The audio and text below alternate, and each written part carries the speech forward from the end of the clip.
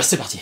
Hello YouTube, j'espère que vous allez bien, ça fait super plaisir de vous retrouver parce que ça faisait un bail que j'avais pas posté de vidéo sur la chaîne, mais voilà, on va rectifier tout ça et on va essayer de reprendre un rythme un petit peu plus régulier. Aujourd'hui on va parler matériel, puisque dans cette vidéo je vais vous présenter 5 micros que je trouve relativement intéressants. Je me suis dit que si jamais certains d'entre vous voulaient se lancer dans l'aventure YouTube, se mettre à faire des vidéos, ou peut-être que si jamais vous faites déjà des vidéos et que vous voulez un petit peu augmenter la qualité sonore de vos vidéos, bah moi je vais vous présenter 5 des micros que j'utilise, et j'espère que ça pourra vous aider.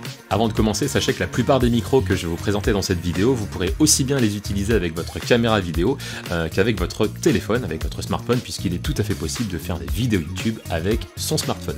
Mais on en parle juste après l'introduction. Bonjour YouTube, moi c'est Chris. Je crée du contenu vidéo depuis maintenant plusieurs années dans lequel je vous partage entre autres mes passions, mais aussi des sujets que je trouve simplement intéressants ou même fun. Vous trouverez ici pas mal de thématiques variées comme du road trip, du high-tech, de la glisse urbaine, mais aussi pas mal de partage d'expériences que je suis amené à rencontrer. En fait, je me fixe pas trop de règles, j'essaye juste de proposer des vidéos qui, j'espère, vous feront passer un bon moment. Si vous me connaissez déjà, un grand merci à vous pour le soutien que vous m'apportez vidéo après vidéo. Et si c'est la première fois que vous vous retrouvez ici, je vous souhaite simplement la bienvenue sur ma chaîne. Si vous utilisez votre smartphone pour tourner des vidéos, vous aurez besoin d'un adaptateur. Alors vous inquiétez pas, il y a plusieurs solutions. Je vais vous mettre deux alternatives dans la description. C'est justement des petits câbles qui vont vous permettre de faire reconnaître le micro sur votre smartphone si jamais à l'origine le câble qui est fourni avec n'est pas sur le bon format. Alors oui, si votre smartphone n'est pas muni d'une connectique mini jack, il faudra d'abord utiliser l'adaptateur Lightning vers un mini jack ou USB-C vers mini jack pour pouvoir raccorder cet adaptateur qui lui-même sera raccordé à un micro. Ça va, c'est assez clair. Encore une petite précision, je vous promets, c'est la dernière, ou l'une des dernières. Pour que ce soit beaucoup plus parlant, j'allais dire visuel, mais non, pour que ce soit plus parlant, puisque c'est du son, quand je vais vous présenter les micros, je vais directement les connecter sur ma caméra, comme ça vous allez avoir une petite idée du rendu sonore. Le but, c'est pas de faire une vidéo technique et de décrypter une fiche technique, parce que je suis pas du tout ingénieur du son, mais plutôt de vous donner une idée et un aperçu de ce que ça génère en termes de qualité. Bon, allez, c'est bon, j'arrête, on passe tout de suite au premier micro.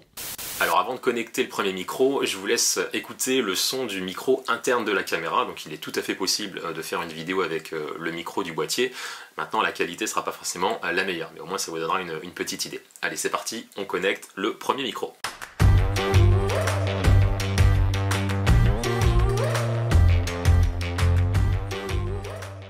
Le premier micro que vous entendez, c'est le Rode Lavalier Go. Donc c'est un micro qui fonctionne en TRS, donc qui est normalement à la base dédié aux caméras, mais vous pouvez bien sûr mettre un adaptateur. Il existe également l'équivalent, mais pour les smartphones, d'ailleurs il s'appelle le Smart Lav. Donc comme ça vous n'avez pas besoin de mettre un adaptateur, vous le connectez directement à votre smartphone et vous avez le son. Donc ce que j'aime beaucoup avec ça, c'est que pour quelqu'un qui débute, il n'y a pas besoin de se prendre la tête. On l'utilise, on le connecte au t-shirt, on le connecte, on le connecte, on le branche, on le clip, je sais pas. Bon bref, on le positionne sur le t-shirt. Les avantages d'un micro comme celui-ci, très facile à utiliser, c'est du plug and play. Le son sera identique, que j'éloigne ma caméra ou que je me rapproche, puisque dans tous les cas, le micro, lui, ne bouge pas. Donc ça, c'est un point qui est assez cool. Il n'y a pas besoin de se soucier de la position du micro. Les inconvénients qu'on peut avoir avec ce type de micro, c'est la longueur de câble. Donc là, effectivement, si c'est pour faire une vidéo directement chez vous, que votre caméra elle est fixe, c'est pas gênant. Par contre, si vous allez être amené à bouger, à vous déplacer, il faut prendre en compte que le câble, lui, il a une limite. Donc là, grosso modo, on doit être sur un câble d'à peu près 1 mètre, 1 mètre 20, si je vous dis pas de bêtises. Ça laisse quand même de la marge si vous faites comme moi du facecam. Soyez juste un petit peu vigilant, ce qui peut faire défaut, c'est si jamais vous avez une chemise ou si vous faites des mouvements, tous ces petits bruits parasites, là, si jamais je touche le micro, qui sont très agréables, c'est pas foufou. Donc faites juste attention à ça, mais au moins ça vous donne une petite idée pour le premier micro. On passe tout de suite au deuxième micro.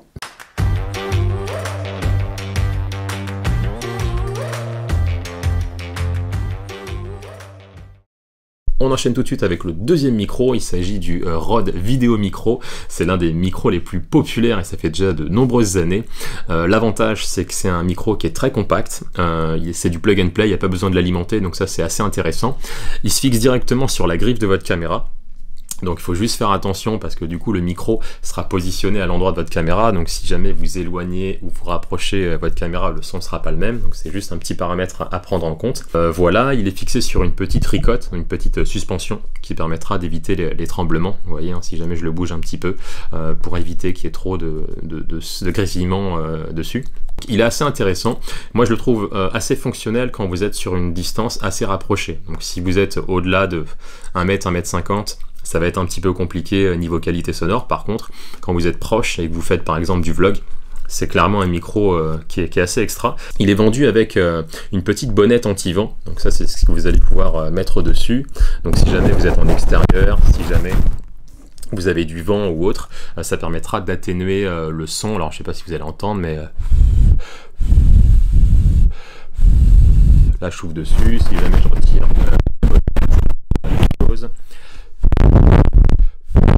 voilà, en gros c'est une bonnette, hein, vous connaissez.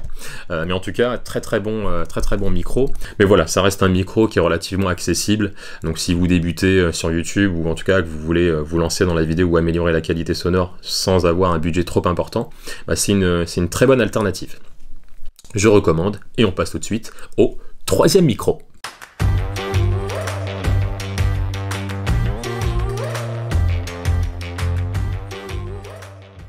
Le troisième micro que je vous présente, c'est clairement l'un de mes préférés, c'est le Wireless Go 2 de chez Rode, toujours. Alors, je ne suis pas du tout commissionné par Rode, hein, mais bon, c'est les micros que j'utilise, donc je vous les présente. Donc là, c'est un micro sans fil. Donc c'est super intéressant, puisque du coup, la contrainte qu'on avait avec le premier micro-cravate, et bah, du coup, on s'en sépare, puisque là, je vais pouvoir vraiment avoir le même son que je sois proche ou que je sois loin. Là, vous voyez, si jamais je m'éloigne de la caméra, le son, en fait, il reste totalement identique. Si jamais je m'en vais, à tout de suite, vous allez voir ce que ça donne. Donc là, par exemple, je sors de la chambre. Voilà, vous entendez. Donc là, il y a une porte fermée et vous entendez toujours le son. Donc c'est assez cool. Ça permet vraiment de ne pas se prendre la tête quand vous tournez vos vidéos. D'avoir vraiment, pareil, un son qui est toujours au même endroit et on n'a pas de fil. Avant d'avoir cela, j'utilisais les Rode Wireless Go première génération qui étaient déjà très bien. La petite différence avec les deuxièmes, alors il y en a plusieurs, mais en gros c'est qu'on va avoir deux émetteurs, un récepteur et 2 émetteurs, donc ça c'est plutôt cool si jamais vous faites des interviews ou autre. On peut utiliser en fait vraiment 2 micros. Avec les premières générations, on pouvait le faire, mais on était obligé d'acheter 2 packs, donc ça faisait un certain investissement. Mais voilà, c'est pour moi un très bon micro. Maintenant, le budget est plus important. Donc il faudra voir si c'est quelque chose qui est intéressant ou pas pour vous. L'élément assez sympa sur ce micro là, c'est qu'il existe de nombreux accessoires. Là par exemple, moi j'ai ajouté un accessoire aimanté que vous allez pouvoir utiliser. Donc au lieu de le pincer directement sur le t-shirt au niveau du col, ça va vous permettre de faire passer directement un petit aimant de l'autre côté. Hop. Et vous voyez, là le micro, il tient directement sur mon t-shirt sans le mettre au niveau du col. Donc ça peut être aussi pas mal quand on n'a pas d'endroit où le pincer. Donc c'est plutôt cool d'avoir ce type d'accessoire là. J'ai également un petit support donc qui transforme le Rode Wireless Go 2 en micro-main. Donc ça c'est plutôt cool quand vous voulez simuler vraiment une interview un petit peu de présentateur télévision avec une petite bonnette. Hop, là. Désolé pour les frottements. Voilà, donc ça permet du coup d'utiliser là encore son micro avec une configuration différente. Donc c'est assez sympa, c'est vraiment un micro qui est très complet et c'est un micro que j'aime beaucoup. Donc assez cool. Allez, on passe tout de suite au prochain micro.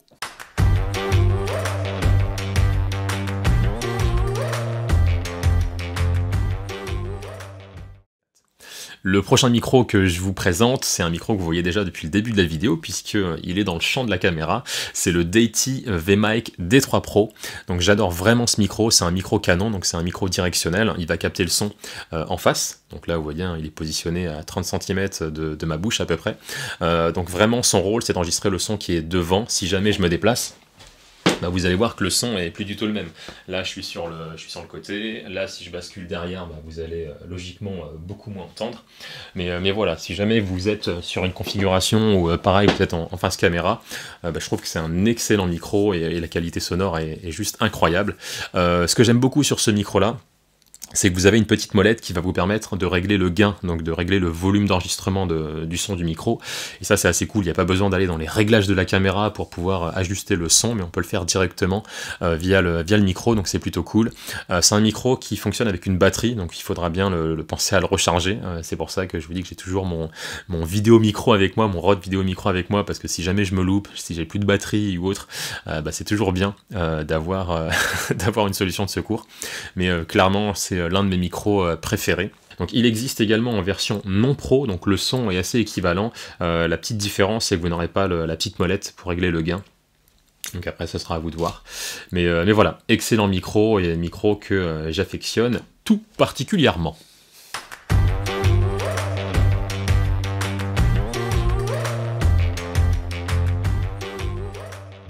Le dernier micro, c'est clairement le micro que je trouve le plus complet, il est vraiment incroyable. Alors l'inconvénient, c'est qu'il fonctionnera uniquement avec les boîtiers Sony, et encore pas tous les boîtiers Sony, donc vérifiez la compatibilité. Moi je l'utilise avec mon A7 III et mon A7C, et clairement je le trouve juste incroyable. Il est compact, il est pas très gros, hein. Vous regardez la taille qu'il fait. C'est assez bluffant, pas besoin de l'alimenter, donc dès que vous le connectez sur la griffe, vous avez un petit connecteur qui reconnaît le micro, et là où il est incroyable, c'est que vous avez en fait différents réglages.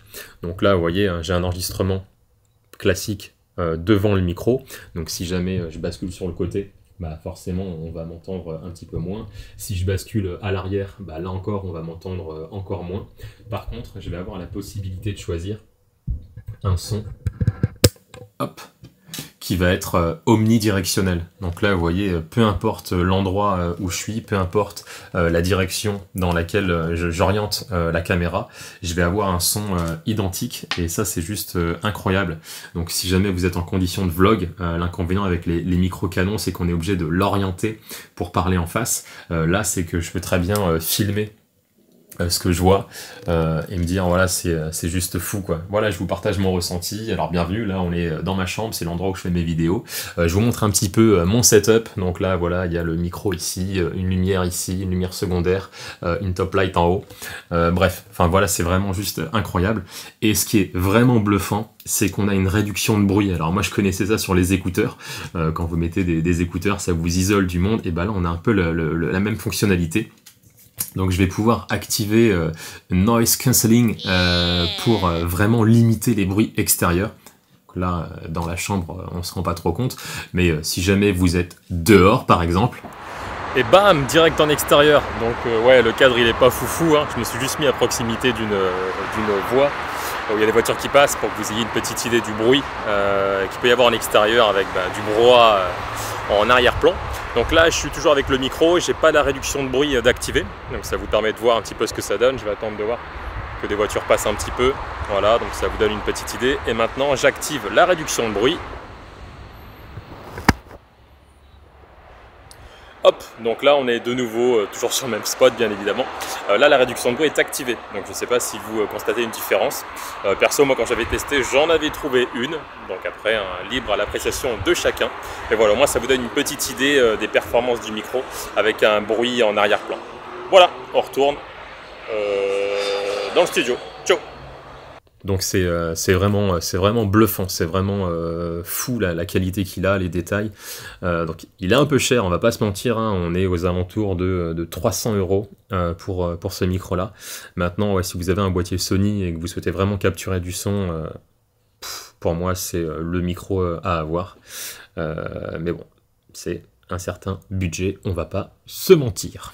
Voilà, on arrive au bout de la vidéo, j'espère qu'elle vous aura plu. Le but, comme je vous l'ai dit, c'était pas forcément d'entrer dans la technique, mais de vous donner vraiment un rendu réel de la qualité sonore que ça peut générer.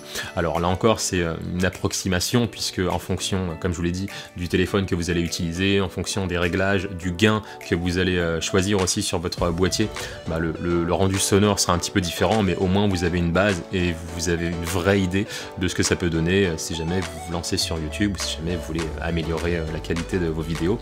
Par curiosité, n'hésitez pas à mettre dans les commentaires sur les 5 micros que je vous ai présentés, celui que vous avez préféré.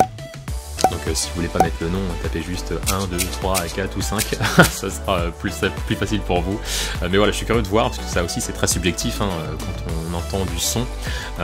Certaines personnes vont dire ah le son est cool, d'autres vont dire ah non je le trouve trop saturé et ainsi de suite, donc c'est vraiment subjectif, donc n'hésitez pas à mettre ça dans les commentaires.